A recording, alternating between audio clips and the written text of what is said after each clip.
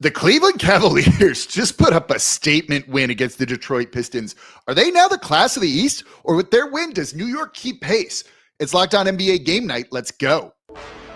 When that final buzzer rings, you know it's time for Locked On NBA Game Night. All the post-game reactions to every game across the league, every single night, with insights only the hosts at Locked On can provide. It's the true NBA fans' one stop for all the action. Every game, every night. It's Locked On NBA Game Night. Tipping off now.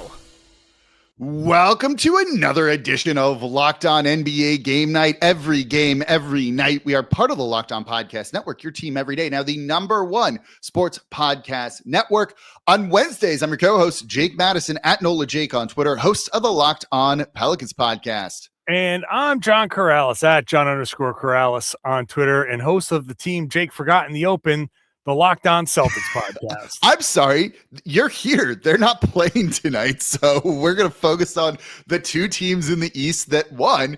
We'll start with the Cavaliers. Class of the East? Class of the Cleveland East. Cavaliers? Is Jason Tatum back yet? No, talk to me then. Wow. I mean, so you'll talk to me like next week about it, I'm sure, is what it sounds like. Talk to you in a couple of days. Yeah, a couple of days. It sounds like that's going to happen here. Today's episode of Locked On NBA Game Night brought to you by Game Time. Download the Game Time app, create an account, use code Locked On for $20 off your first purchase. And of course, thank you for making Locked On NBA Game Night your first listen today and every day. We are here 7 days a week, covering literally every game across the association this season. Subscribe wherever you get your podcast. Join us on YouTube as well. And we come in every day. Listen Monday through Friday, comment down below. So let's get into it, John. We had 11 games across the association. We had two good games, I thought, which we'll talk about. We'll get into the Knicks pulling away from the Raptors in the next segment here. But let's start with the Cleveland Cavaliers beating the Detroit Pistons 113-109. No Donovan Mitchell in this one. Let's go to Locked On Cavs for their take. Cade Cunningham here at Rocket Arena after the Cavs get a 113-109 win over the Detroit Pistons. Let's talk about this one for 94 feet. On Tuesday night, the Cavs did what they couldn't do on Friday night in Detroit. They finished the game against the Pistons. They led for most of this one, led for over 43 minutes, despite the fact that they didn't have Donovan Mitchell, who's still out with that sore groin. They didn't have Dean Wade. Jared Allen left halfway through this game, only played 20 minutes because of a knee injury, and they kind of handled Detroit. Now, it wasn't their best game, and I think Detroit certainly would say that they can play better too, but the Cavs kind of had a B- effort and won this game decidedly, I thought. Jaylon Tyson did a fantastic job defending Cade Cunningham, held him to 4 of 16 from the line, had to be one of Cade's worst games of the season. James Harden was okay, not great, kind of inefficient. I think he's dealing with the effects of a fractured thumb, but Tyson was the story for the Cavs. Great on both ends of the floor. Again, great defensively against Cade, hit 5 threes on the offensive end, and the Cavs now get a much-needed 4 days off. They've played 8 games in 13 days out of the All-Star break. They've got 4 days off until they see the Boston Celtics right here at Rocket Arena on Sunday afternoon. I'll talk to you then. And let's go over to Locked On Pistons. Pistons lose to the Cleveland Cavaliers after a report that the Cavs don't feel like the Pistons are in the same class as them. Host of the Locked On Pistons podcast, Kook Hill here. That was not the way you would have expected the Pistons to respond to such cocky, crazy statement like that. But are the Cavs right? Look, in the 2 matchups the Pistons have played against the Cavs, and within the last week, one of them was without both Harden and Mitchell. This game they had Harden, but then lost Jared Allen halfway through. And despite that, the Cavs have caused problems for the Pistons in both matchups. Cade will be better than he was in this game. He was bad. Worst game of the year, I think. On both ends of the floor, he'll be better than that. But what the Cavs are doing to the Pistons, they have multiple guys that are able to attack downhill from the perimeter and get them in rotation. Not many teams in the East have that. Not guys that can immediately attack downhill and not only kill you as a scorer, but also kill you as a playmaker. There's not many guys or teams that have multiple guys that can do it. And the Cavs have one in Harden, have it in Mitchell, have it now in Schroder as well, former Piston. That was the biggest issue tonight. And then another one is they have that, and they also do have frontline help that Pistons will feel like they can out-physical them and outmatch them in a series. They don't think anyone can out-physical them. But Jared Allen and Evan Mobley, if there was a front court in the East that could do it, it would be them. They're the ones that can match up size-wise, length-wise, defensively. Evan Mobley has not been bothered by the physicality in these two matchups against the Pistons. Not saying that the Pistons can't beat the Cavs. Not saying I won't pick the Pistons to beat the Cavs. But I've said this now for a while. I'll say it again. Pistons' biggest issue in the East will probably be the Cleveland Cavaliers. These two teams are also, it just feels like they're on a collision course for the playoffs too. And I think that would be a fun series. But as Koo says, this Cavaliers team, man, they might be a bit of a problem, not just for them, but other teams in the East too. Yeah. Getting the Schroder acquisition is kind of low key, really important for them because he's just another guy that can, not afraid of the moment, can hit a big shot, can make a big play, is an irritant, he was a former Celtic. Like, I've seen him up close. Mm-hmm. He's just a guy that the Celtics used to clear out, and he would run the final plays with, he would handle the ball. So that's big. That's especially when you're relying on Harden as much as you're relying on. So you got Donovan Mitchell and Schroder who can step in and take some clutch reps away. Maybe you don't have to rely on Harden. So as much as I want to be dismissive of, once you get James Harden, I'm not worried about that team. I think the Schroder thing is kind of interesting. He looked good in this game. You saw him giving Cade Cunningham fits, and Koo said it. Like, Cunningham was bad, particularly in the second half, picking up just some bad fouls down the stretch in this one. But Schroeder's like that kind of savvy veteran who knows what to do to draw those kind of fouls. And when you add that into a mix with Harden, with a guy in Donovan Mitchell too, like, that becomes kind of potent. I think you're getting some really excellent play from Jared Allen. He left this game. They still won, right? No Donovan Mitchell. That says something when you're not fully healthy and going up against a Pistons team that's number one in the East. I'll say, I thought the Pistons, Cunningham had a terrible second half. Jalen Duren was awful in the first half before getting much better. That kind of like inconsistency, we've talked about them a lot on this show this year, John, right? And it's like maybe they just kind of need that year of like seasoning, right? Being tested a little bit more.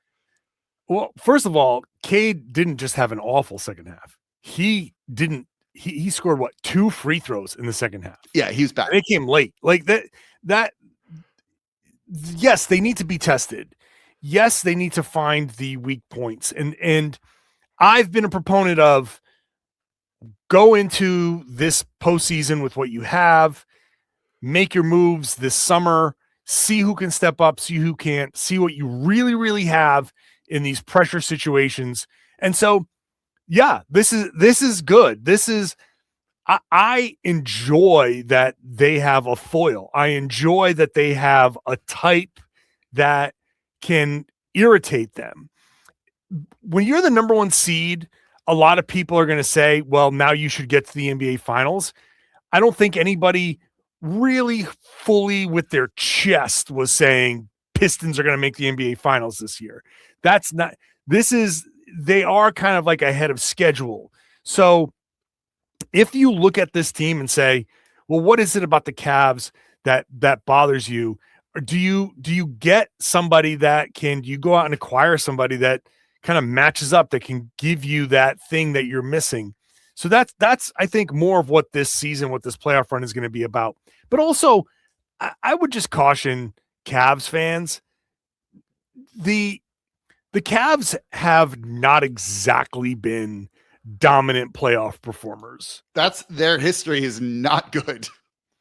So this is fun. This is nice. Cavs fans can sit there and be like, yes, all right, statement win, 100%, gotcha. The overreacting to it and being like, yes, bring us the Pistons in the playoffs. Buddy, you got to get to the Pistons first before you have to. That's a bold statement there, man. I mean, well, first of all, they might get the Pistons right away if it's the 1-4 matchup. But if it's not, I don't know. Like they were favored last year and they didn't exactly overperform. They you know what I mean? Like I'm not exactly. I still don't trust the Cavs. And I know I just sang the praises of Dennis Schroder, but you do still have James Harden, and you do have a history of not performing well. And Donovan Mitchell hasn't exactly, You Acquitted also himself saw well in the playoffs. You also saw their offense in the fourth quarter at one point just go completely stagnant because Asar Thompson was just causing havoc defensively for them. And, after kind of dominating the game, you're like, oh, look, this score is much closer. It took Evan Mobley hitting a ridiculous three in the corner to really kind of ice the game and put him up 6 and finally put this game away. But it was closer down the stretch, I think, than the final score, or for people who kind of like tuned out for a little while realized here. That doesn't bode well, right? If you have one guy that can kind of really stifle your offense like that on the opposition. And so I think that is a cause for concern for the Cavaliers also in the playoffs. Yeah, listen, it's just going to be different when you can game plan for one another. Listen, I saw it myself when the Celtics played the Knicks. The Celtics dominated the Knicks last regular season, dominated them, owned them. And then, one little change, Mitchell Robinson came back, and the Knicks turn around, win those first 2 games in Boston. The entire tenor of the series changes.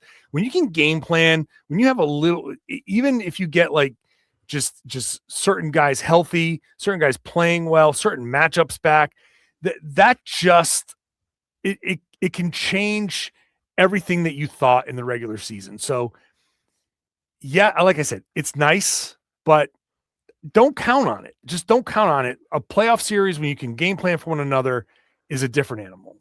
Yeah, I think the East is going to be really interesting. Speaking of the East, let's go to the Knicks and Raptors. That's coming up here next in today's episode of Locked On NBA Game Night. Today's episode of Locked On NBA Game Night is brought to you by TurboTax. It's tax time, but for a lot of us, the old way of doing taxes is just a lot. Trying to book an appointment that's not the most convenient, sitting in a waiting room with like a stack of papers, emailing back and forth, wondering if they're really going to understand your situation. But this year, you're getting a major upgrade. Intuit TurboTax now has in-person locations nationwide. You can meet face-to-face with a real tax expert, and your documents get uploaded straight to your TurboTax app on the spot. And just like that, you're done. Your TurboTax expert works to get you every dollar you deserve while you get real-time notifications as you just go about your day. It's the relief of walking in, meeting a real person, and walking out knowing your taxes are being handled right. Head to turbotax.com/local to find a store near you and book your appointment today. And thank you for making the Locked On NBA Game Night your first listen today and every day. We are part of the Locked On Podcast Network, your team every day. So please subscribe wherever you get your podcast. Join us on YouTube as well and become an everydayer. And if you are an everydayer, consider joining the Everydayer Club. You get access to ad-free audio for Locked On NBA Game Night and Locked On NBA, plus a members-only Discord access. You're looking for a group chat? Join ours. You can find all the information you need in the show notes down below. All right, John, let's stay in the East here with the New York Knicks beating the Toronto Raptors 111-95. Let's go over to Locked On Knicks for their take.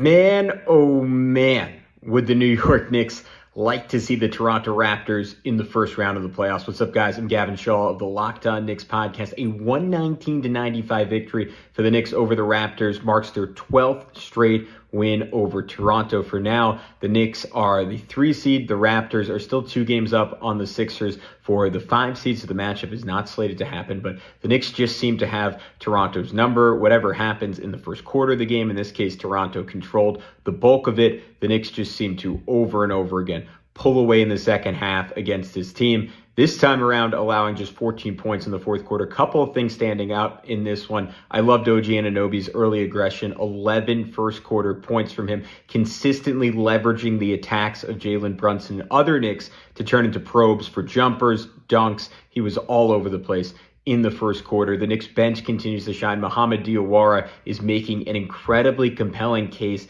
that he has to be included in Mike Brown's playoff rotation. Again, looking confident from 3. Jose Alvarado, some playmaking. Landry Shamet, some timely shots. Another really efficient night for Karl Anthony Towns and Jalen Brunson. Just a complete win for the New York Knicks, who seem to be playing their best basketball this season ahead of their biggest game of the year tonight against the Oklahoma City Thunder. Yeah, you look at this one and it was close midway through the fourth quarter. I think the Knicks were up 2, and then they just like went off and ran away with this one.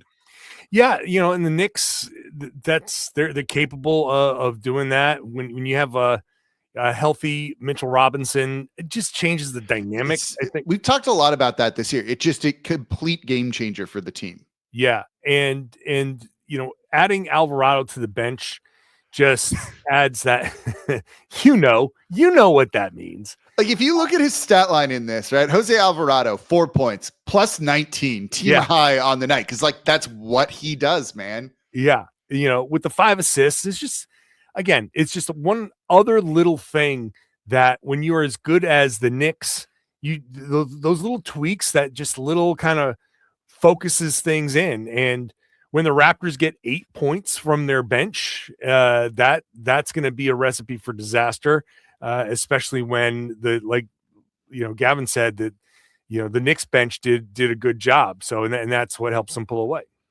Yeah, the Raptors are kind of an interesting team. Like their record looks good. I've watched them play a number of times, and it's like they just can't seem to get over the hump though, right? Like they don't scream any sort of like deep playoff run, any contender, like good regular season team, but you're going to go up against a top team in the playoffs and you're not going to do particularly well. They've struggled against top teams in the NBA this season. You saw it in this, they would get close and then they'd have some sort of careless turnover or a really bad defensive miscue that snatched all momentum away from them. And they've just done that regularly this year. Well, look at the record against bad teams. Toronto 18-5 versus teams below 500, 17-21 versus teams 500 and above. So that's they're good enough to beat the bad teams. They're not good enough to beat the good teams. And honestly, 35-26 is a little on the surprising side for them. I think they've benefited from Orlando struggling a little bit, Milwaukee not being as good as maybe people thought they would be. So yeah, I think the Raptors have benefited by being, that makes them currently the 5th seed. I thought they were more of a play-in team, and so okay, they're not, but I just don't think that they're going to be a serious team in the playoffs. Yeah, that's kind of how I feel about them. This has kind of been a thing all year, right? Like they just can't get over that hump. Like they might get a game in the postseason and that just is like kind of it to me. Like, I don't think that first round, whoever they end up playing is going to go particularly well. Look, they've got talent there. Ingram's good, 31 points on the night, but he still isn't taking as many threes probably as he should. And in a game where you're trying to find some offense, those tough fought for mid-range jumpers probably just aren't it feels like. Yeah, and look, they don't have that guy, right? They don't have that that guy that consistently, like you look at Scotty Barnes. Like Scotty Barnes didn't, 14 points is nice, but 9 shots for Scotty Barnes. Like they have good talent. They don't have if Scotty Barnes is going to be that guy, then be that guy.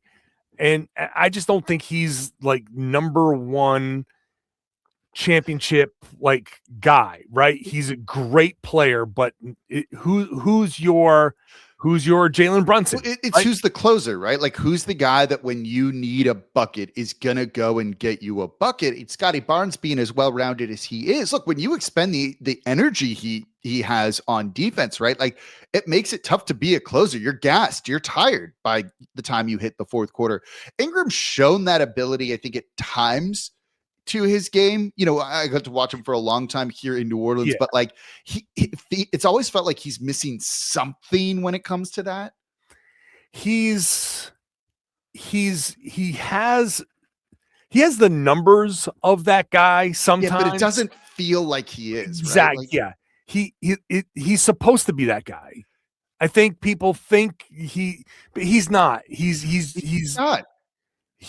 I think he's more of a second option that has always been kind of pushed into the number one spot, and he's just not the number one guy. Like he needs the guy next to him to make him, I think, fully what he's going to be. So I just don't see that takeover guy consistently. I'm like looking from the Celtics perspective, the Jason Tatum, the Jaylen Brown, like they have those two clearly defined guys. I think the best teams in the league have the clearly defined guys. The Raptors have very good players, no doubt, very good players. I just don't know that the hierarchy is there for them to take that next step. Yeah, and not to take anything away from the Knicks here, because Knicks fans will let me hear it if I did. They just kind of dominated like every part of this game. It really felt like, and this one just wasn't. While it was close, I never felt like the Knicks were concerned whatsoever in this one. They just continue to kind of keep rolling there. Yeah, I mean, we talk. There's a reason why we're not talking about the Knicks because they're good. They're good. Literally that. Right. And the things that the Knicks have to work, like they still have their questions. They're obviously going to have their questions. Like they're against a better team, the Karl Anthony Towns question, the can they stay healthy enough? Can Mitchell Robinson stay healthy enough? Those things are still going to be the questions. I don't think anything's changed. This doesn't change the conversation around the Knicks at all, but the Raptors are the team in these two teams. The Raptors are the ones with a ton of questions and more questions that need to be answered. Like what are you going to be moving forward? The Knicks definitely have questions too. But nothing that's going to change in this game. No, not at all. Another team, that I don't really plan on talking a lot about on this show is the Philadelphia 76ers, who lost to the San Antonio Spurs 131-91 here. Let's go over to Locked On Sixers for their take. 76ers suffer another embarrassing 40-point loss on the season as they fall to the San Antonio Spurs 131-91. I don't know too many people that had the Sixers winning this game going into it. Obviously, down Joel Embiid, down Paul George. Tyrese Maxey struggled shooting in Boston. And then you find out before the game, you're not going to have Kelly Oubre due to an illness. Quentin Grimes gets put in the starting lineup. And then Andre Drummond gets in foul trouble in the first 2 minutes of the game. Like a Dem Bona's looking at Andre Drummond going, foul trouble? That's my thing. What are you doing? Drummond only ends up playing 5 minutes on the night. Sixers struggled throughout the evening, and VJ Edgecombe doesn't even play in the second half after suffering a back injury right at the end of the first half, getting fouled by Carter Bryant as he rose up for three. Bryant reaches over the back and brings down VJ Edgecombe hard to the floor. Yeah, the Sixers didn't have anybody, and they got run out of the building. Here's the stat that I think kind of just says all we need about this game. The Sixers are 21-12 with Joel Embiid this season, and they are 12-16 without Joel Embiid. It's so wild to what the Sixers are with and without Embiid, because I like how they play better without Embiid. I like their up and down. I like the pace. I like Maxey. I like Edgecombe. They play a much more aesthetically pleasing style of basketball. It's just Joel Embiid, no matter what you want to say about him in his health and he's still he's really good. He's very, very recently an MVP. And even with the knee, he still finds ways to be really, really effective. So yeah. What's sad for them is they won the fourth quarter by 9 to cut the final score to 40. So that's how this game went for them. All right, moving on in the next segment, let's look at Anthony Edwards. Had himself a game, I thought. We'll break that down. That's coming up here next in today's episode of Locked On NBA Game Night.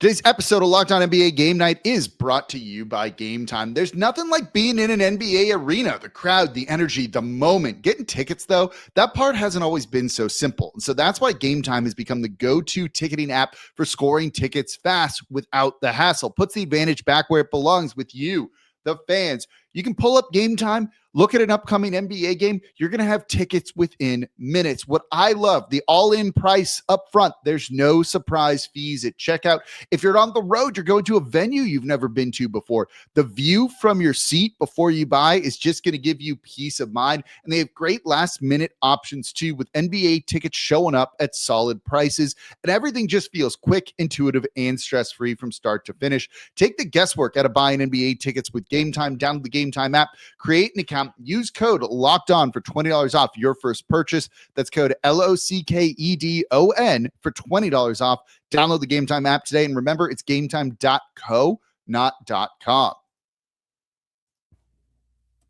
And thank you for making a Locked On NBA Game Night your first listen today and every day. We are here 7 days a week covering every single game across the association this season. Don't forget, there's a Locked On for your favorite team. We are here Monday through Friday. Make your favorite Locked On show your second listen today. We are part of the Locked On Podcast Network, your team every day. Now, the #1 sports podcast network.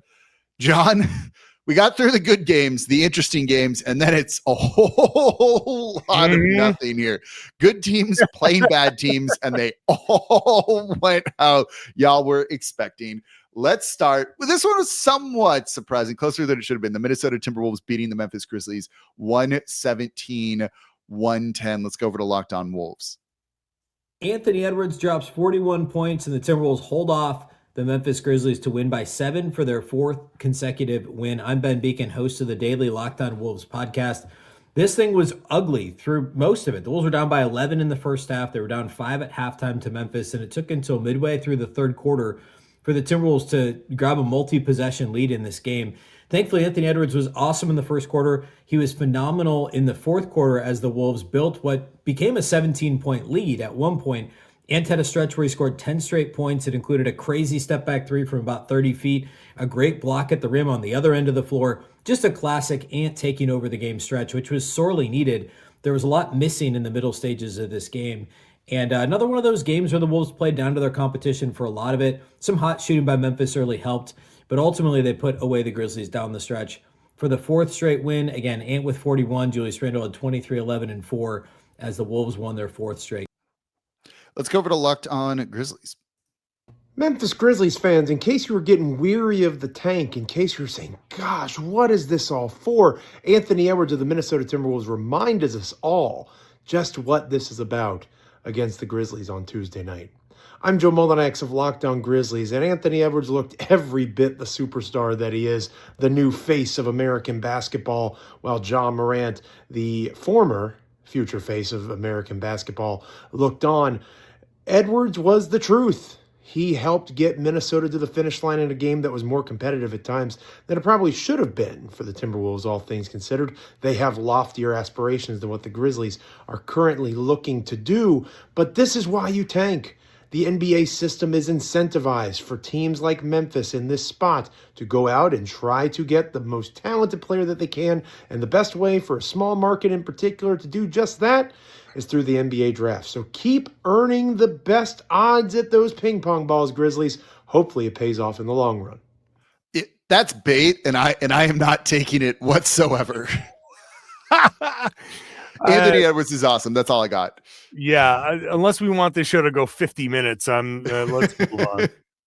Let's move on to the Oklahoma City Thunder beating the Chicago Bulls 116-108. This one was closer than it should have been. This one was much closer than it should have been. It was a close game at halftime. The Thunder raced out to then a lead in the second half, but the Bulls closed pretty strong. Yeah, speaking of tanking, this is perfect. Let's keep it close against the OKC Thunder, and look, still shorthanded Thunder. So let's call it what it is. Not only no Shea, no Isaiah Hartenstein. They are they're getting through it. OKC, and so get the win. Chicago gets the hard fought loss, and everybody's happy. Everybody's happy. Let's move on to the Miami Heat beating the Brooklyn Nets 124-98. We told you all these were not particularly great games. Let's go over to Locked On Heat. Miami Heat beat the Brooklyn Nets 124-98 in a game that they were supposed to win, and they did win. No nonsense. This is a tanking Brooklyn Nets team and a Miami Heat team that is actively trying to climb the standings and avoid the play-in tournament for the 4th year in a row. And this win is going to help them do that. With this win, Philadelphia's lost to San Antonio tonight.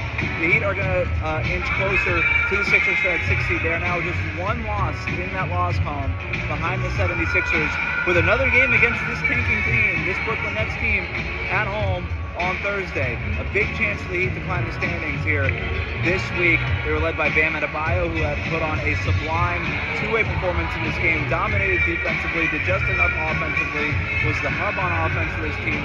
Tyler Hero, one of his best games of the season since he returned from his nagging injuries all year.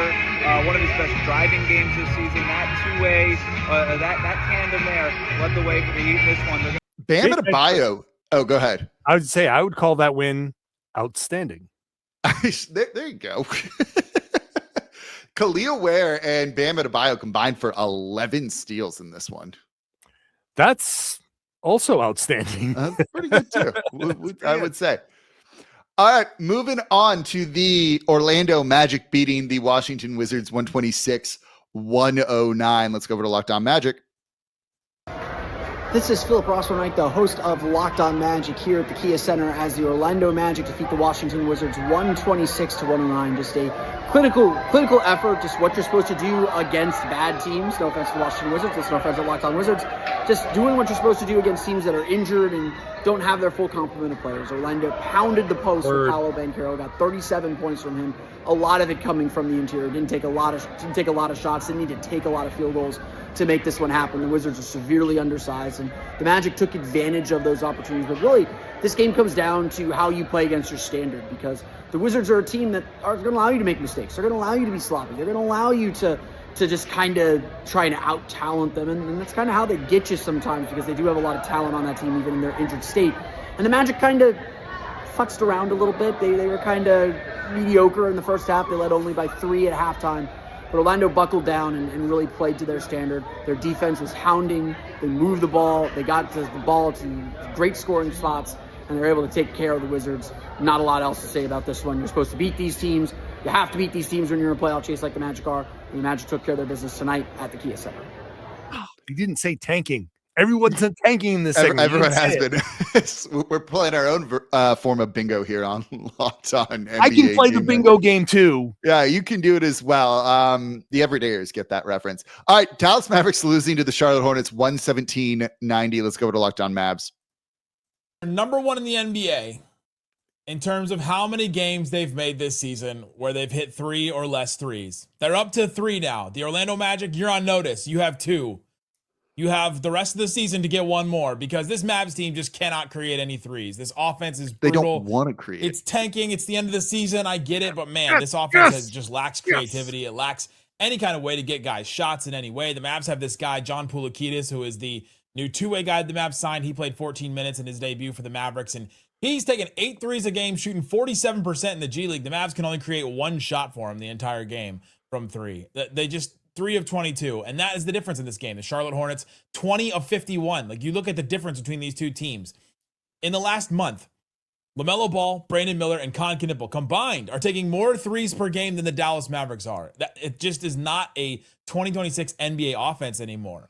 The one player I guess you could write home about, Brandon Williams, 18 points, hit 10 of 11 from the free throw line, but he only had 1 assist and only took 1 3 and didn't make it. That is not like sustainable for a lead guard or a point guard in the NBA. He only played 26 minutes because the Mavs didn't really need to play guys that much in this game, but the Mavs lose another one to the Charlotte Hornets. The tank continues to roll on, but man, this offense is just not anything to write home about.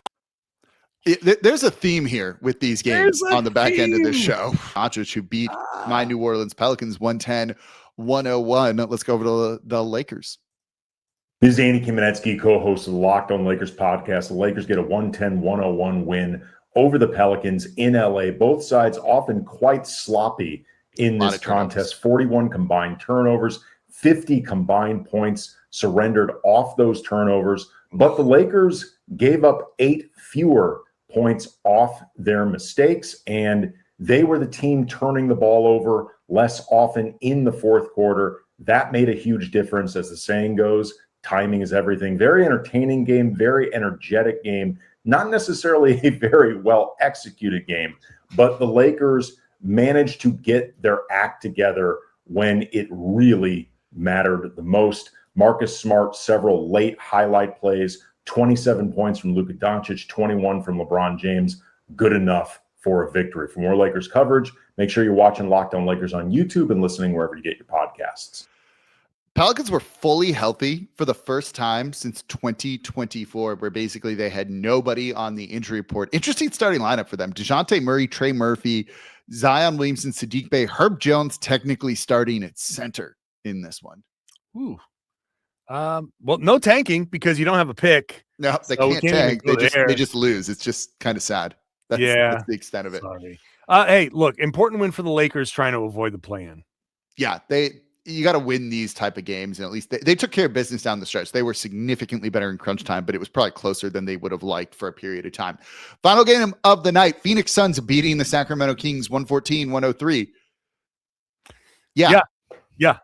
That is a game that happened. Is where you stop watching Locked On NBA Game Night tonight, because that's the end of the show here. On Wednesdays, I'm your co-host, Jake Madison, at Nola Jake on Twitter, host of Locked On Pelicans.